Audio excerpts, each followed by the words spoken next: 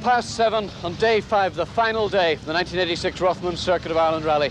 We're in Omagh. It's a damp day, but it's been a night of high drama. Two of the top contenders are now out. We lost Billy Coleman and Jimmy McRae, the Rothmans Porsche, the Rothmans Metro, on the same stage, stage 38. In the darkness, both of them hit a wall, separate walls, but the result was the same. They're both out of the rally. Well, you've survived where others haven't. What sort of night was it? It's very rough, bumpy, very loose stages. But we got here. No problems? Not very many breaks, but sometimes breaks and other times none. John Hayden, what sort of a night did you have? Oh, it was fine. We fixed the engine in Galway, so we had some full power for pretty well the first time, for about 24 hours, and it was going well. And what did you see during the night? Did you see any of the drama? Well, we didn't see it happening, but we saw a few cars parked up in strange places. Well, we've seen the Billy Coleman's accident, it was a very severe accident he had, and stages were very bad. Those last 6 stages were very bad and dangerous. The last 3 were very dangerous and car wreckers. What actually happened to Billy Coleman? Well, I'd say he came in too quick into the bridge and he hopped the front of the car off the bridge, what it appeared to be. Even when we seen it, he had a triangle up, and when we seen them, the triangle, we nearly couldn't stop ourselves. It was a very dangerous section of the road, so he hadn't much hope. But for the inside story of the accident, it's over to Billy Coleman's co-driver, Ronan Morgan.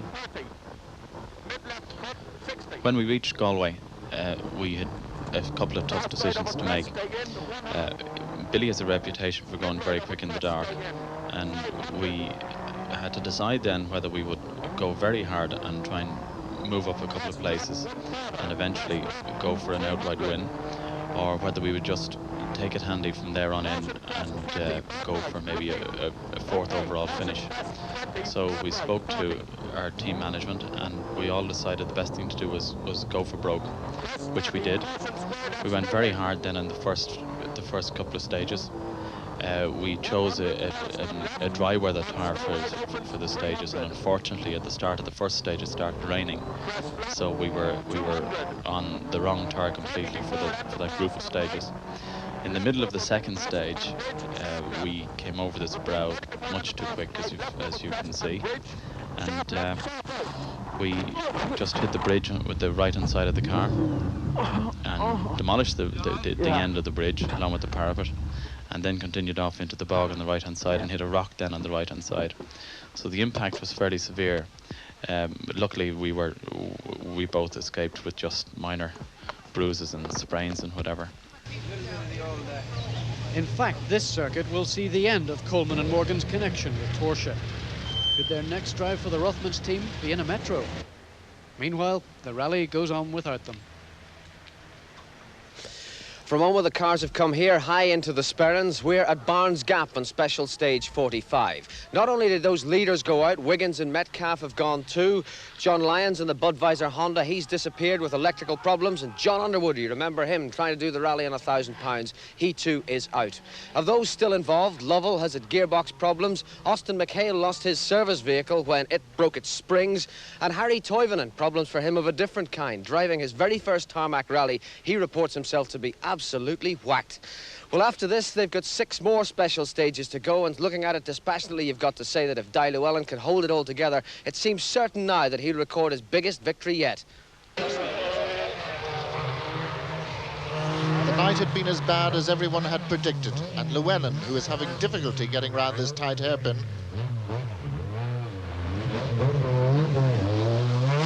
had been lucky not to go off on the same bend that claimed Jimmy McRae.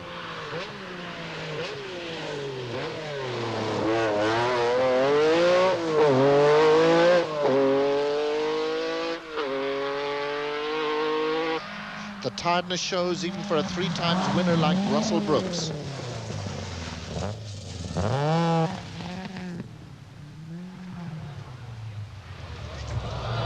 Apart from this mishap, his only real problem is that the Andrews Heat for Hire team only have 2 minutes lateness left. They can't afford any more mistakes.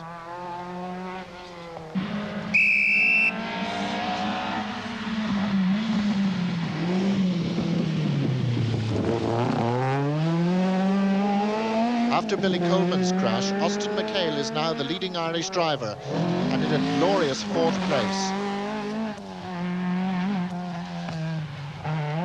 The nightmare of the Mayo stages are over, but the dealer Opel Team Ireland car is going to have great problems in maintaining that place to Belfast.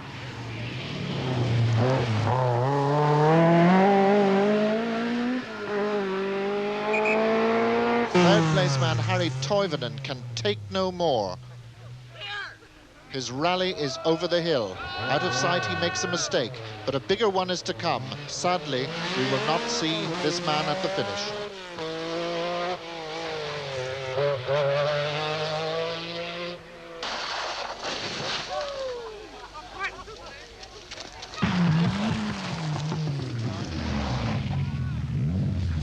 Despite this overshoot, the Ford is by far the fastest. Since Omagh, he has closed on McHale by 59 seconds, all the more significant as this battle is now for 3rd place.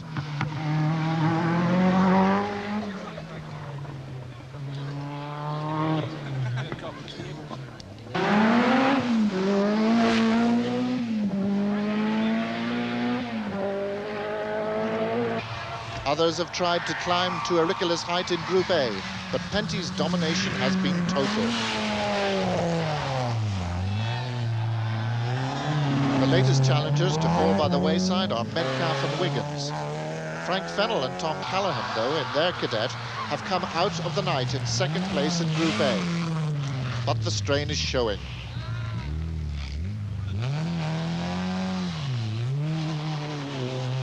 He is, however, now also in 7th place overall. Andrew Wood has been trying desperately to regain that place from Fennell. Desperately being the operative word, as he has been off the road for the 2nd time in the rally. Sean Goodyear follows him through.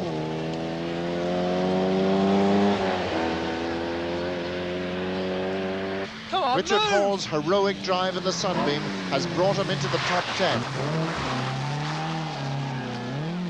And back ahead of his great rival Eddie Coulton in the 1600 Group A class.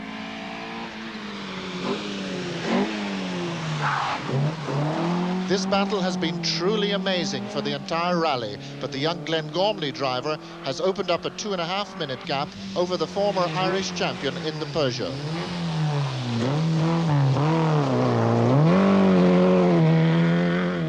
The reliability of Stanley Orr's Toyota has been amazing, greatly helped by the Cumber driver's smooth car-preserving style.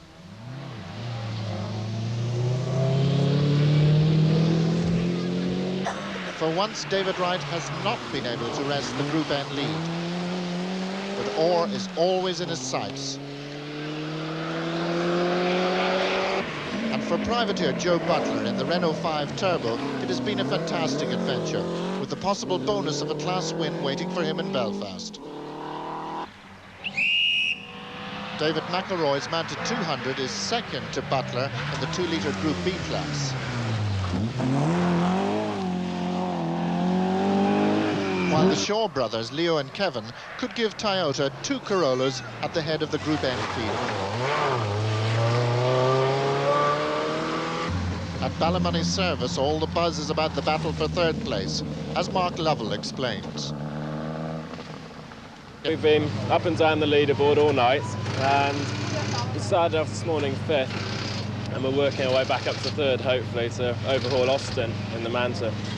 We're just doing a precautionary change on the gearbox, putting another one in at the moment, just to make sure that everything's all right for the last 4, to give us the best chance. Well, how fit do you feel at this stage after being up for almost over 24 hours? How fit do you feel to take this straight? Well, I don't feel as good as I did at the start, but with all the adrenaline pumping around and, you know, the challenge of trying to knock Austin out of 3rd place, we'll find some energy somewhere. No problem. Mark Lovell is really closing at the moment. I think he's only 10 seconds behind us now, and the conditions are very slippery, so I don't think we'll be able to hold him over the last 4. Well, now you've got the might of the Ford Motor Company really on your tail. It's a tall order. Are you going to try and resist that challenge, or are you just going to have to settle for 4th? No, I wouldn't settle for 4th. You know, the rally is never over till you really get to the finish. I realised that over the last 3 years of the circuit, and you know, we just keep going to the finish. We said at the start, we take it handy, and we play it by ear. Russell Brooks, you're fairly secure in second place now. Yes, I think our job at the moment is to take it easy, don't make any silly mistakes, as people are still doing, and stay on the road and try and just finish as we are. The only worrying thing, I would imagine, is that you have very little sort of maximum lateness time left in this rally. We're driving very carefully, we're not stretching the car at all, and we're certainly not being adventurous, so hopefully nothing will go wrong. Dare you even think about the implication of winning the Circuit of Ireland for your career at this stage? No, not really. I mean, it'll be my first international win if it does happen, and I'll be absolutely delighted, but it's a bit early, I think, to talk about that. As the Metro is fettled, Ireland is going to be well represented on the finishers list. Frank Fennell, 7th overall with 4 stages to go in a Group A car. You must be very well pleased with that. Very pleased, very pleased. Our best, if he succeeded, be our best result ever, so I'm more than pleased. Richard Hall, in the top 10, did you ever dream of that when you left Belfast 4 days ago? No, it's unbelievable, really. We've just been going very, very steady throughout the rally, a nice pace, and no major problems, you know, and here we are, up into, I think, 9th. Stanley Orr, you've led the very important Group N category right from the start. Yeah, that's right. We've had a good, steady run, no real problems, and we seem to get away with everything, so we're still here so far, and it looks okay. On, go! Young Di Llewellyn had the sort of rally drivers dream about right from the start. Having finished 8th in a Quattro last year, he knew four-wheel drive cars could finish the circuit, but could they win it?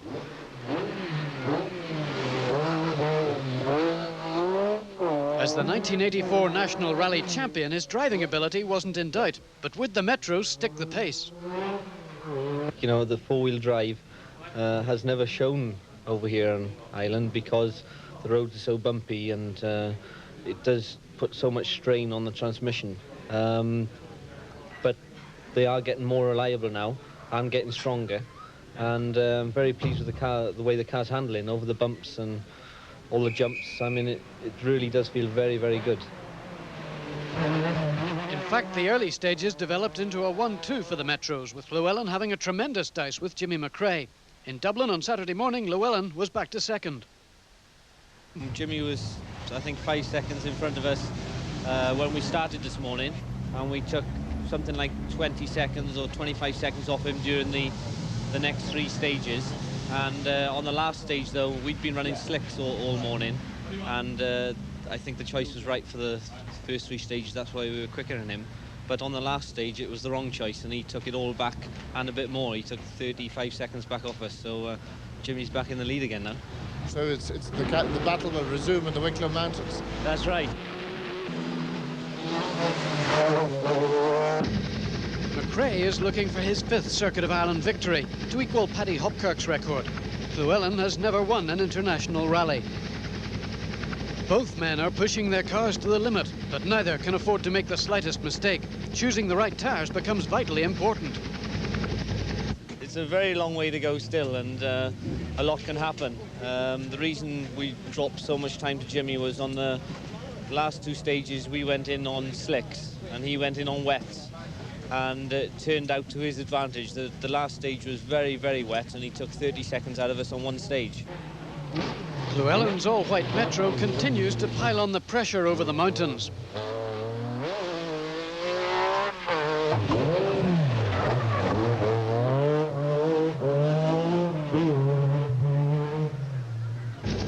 But as the rally reached Waterford on Saturday afternoon, the Welshman still had to settle for 2nd place. Early morning on day 3, and the famous Sunday run was to prove decisive. Llewellyn really puts the power down, showing the style which had already brought him a 1st and 2nd in the opening rounds of this year's National Rally Championship.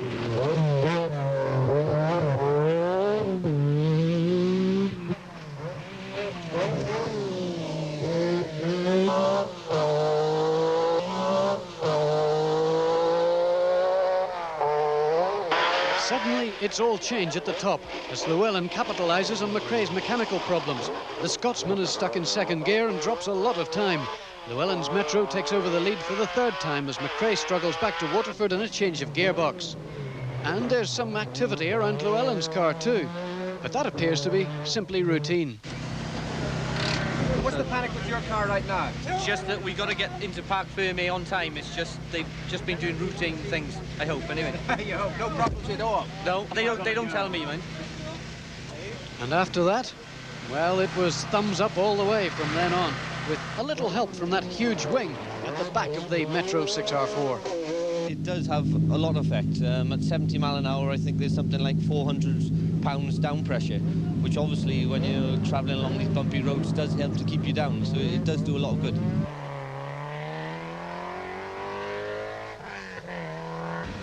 Rallying is all about teamwork, and Llewellyn was fortunate in having the multi-talented Phil Short in the co-driver's seat. The huge Yorkshireman has already won the circuit back in 1973 with Jack Tordoff. He flies his own private plane and has a degree in Latin and Greek.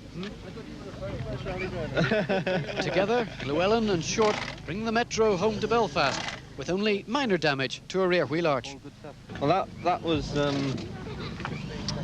a post and rail fence on a hairpin, and I must say that the marshalling was very good, because usually you get people sitting on the post and rail fence and on the outside of the bend, but the marshals had done their job really well because there was nobody there, and it was a good job because I would have caught their legs if they had been there. What point of the rally did that happen? Oh, that was second or third day, I think. Sometime. Yeah. Well done anyway. Just shows I'm trying, you see. Stand back up there! But there are still 4 stages to go. For Russell Brooks and Mike Broad, it's gently, gently to the finish.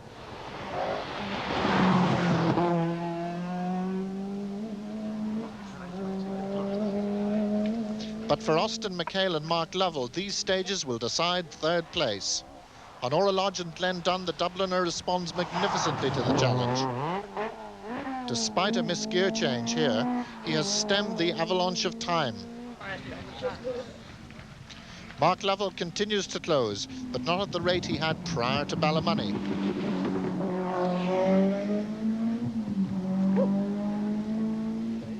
The Dubliner now is in with a real chance of retaining that 3rd position from the Flying Ford. At the Sala and Glen O's stages, David Llewellyn's dreams are beginning to look a reality.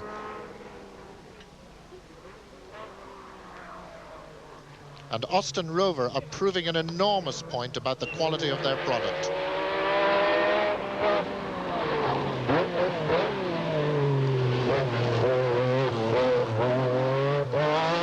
Then it's all eyes glued for the last-ditch efforts of the Shell Dealer Opel Team Ireland Manta.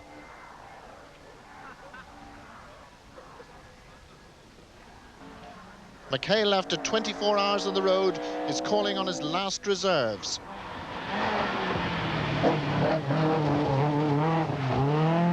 Third would be a dream come true for the Irish champion, but can he stop the advance of the RS 200?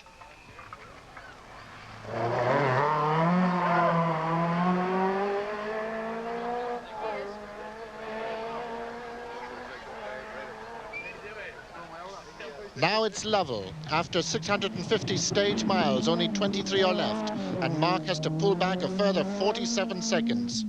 That's over 2 seconds a mile. Has the Ford that much of an advantage? The answer is no. After 5 days motoring, Austin McHale retains 3rd place by 2 seconds.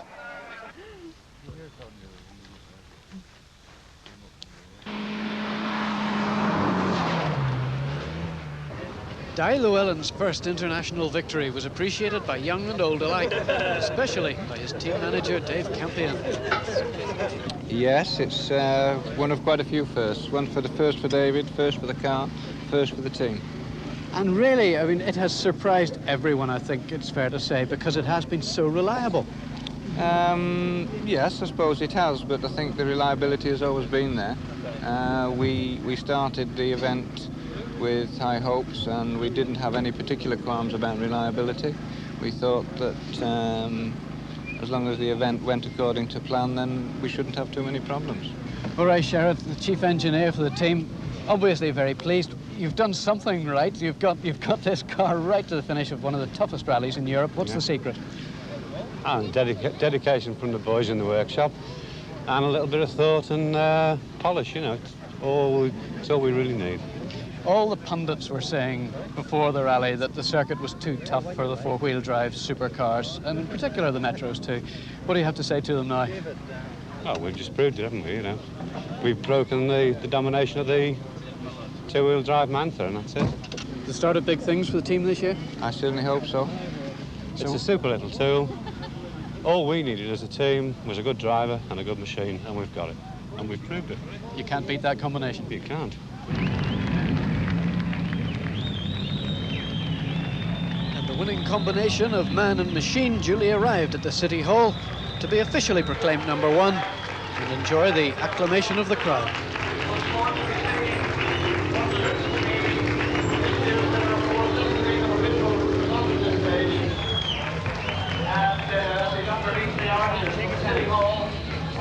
David Llewellyn, you're probably the winner of one of the toughest Circuit of Irelands ever. Thank you very much. I'm chuffed a bit, very pleased. Fantastic day for yourself, and of course a fantastic day for Wales. Yes, it's a fantastic day for me.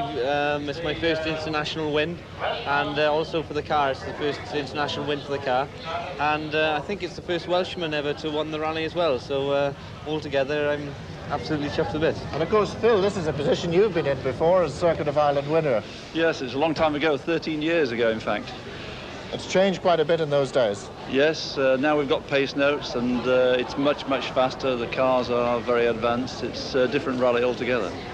Was there anywhere along the very long and tiring route that you were a little bit scared that you might not be the winner of this year's circuit? Well, it was very difficult on the 3 long stages coming out of Galway. It was raining, we weren't on quite the right tyres, it was very slippery, they were very quick stages. We had some pretty scary moments in there and we came very close to going off the road in quite a few places. But David was absolutely fantastic, held it on the road when other drivers much more experienced than him came unstuck, so I reckon that was where we won the rally. You're a farmer by trade, I believe. That's right, yes. I love the farm, and whenever I'm not rallying I go straight home to the farm and help out. But is there anybody there special, or you're still a single man? There is somebody there special, but I am still a single man, I think. And how are you going to celebrate this great victory? Lots of Guinness, I think. That would be the order. Your long-term ambitions in rallying? The highest, of course, world champion. Who's to say it won't happen? To the victor, the laurels. And with the Welsh Dragon triumphant, they'll be singing in the valleys tonight.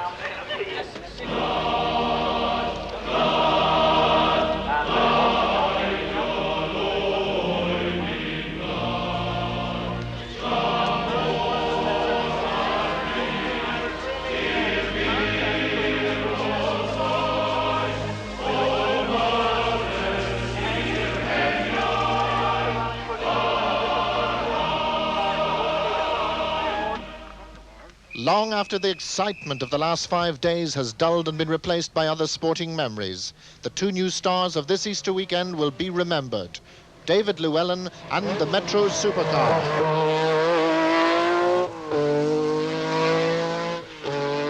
And that is the story of the Rothmans Circuit of Ireland 1986. A new face, a new name, a new champion. And why shouldn't a Welsh rugby player take Ireland's top rallying prize?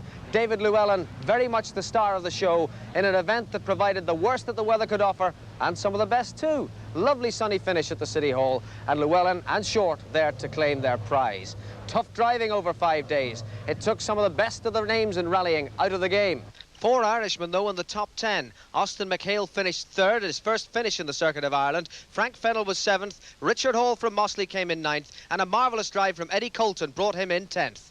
But the day, the hour and the weekend belongs to David Llewellyn, the new Welsh champion. We hope you've enjoyed our coverage of the 1986 circuit and look forward to next year. Goodbye to you.